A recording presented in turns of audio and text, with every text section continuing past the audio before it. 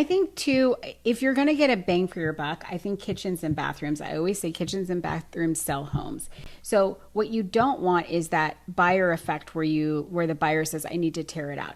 What happens with buyers if they feel like they need to tear it out is they make up a mystery number in their mind, right? How many times have you been shopping with a buyer and they'll say to you, oh God, this whole kitchen needs to be ripped out, and their mind goes to like $200,000, right? Yeah. And we've like updated a kitchen for like 5, right? And for them, if they've seen the kitchen and it's updated for 5K and it looks like, hey, yeah, I could totally move in here, but your buyer already has it in their mind, this is going to cost me 200,000. There goes your value,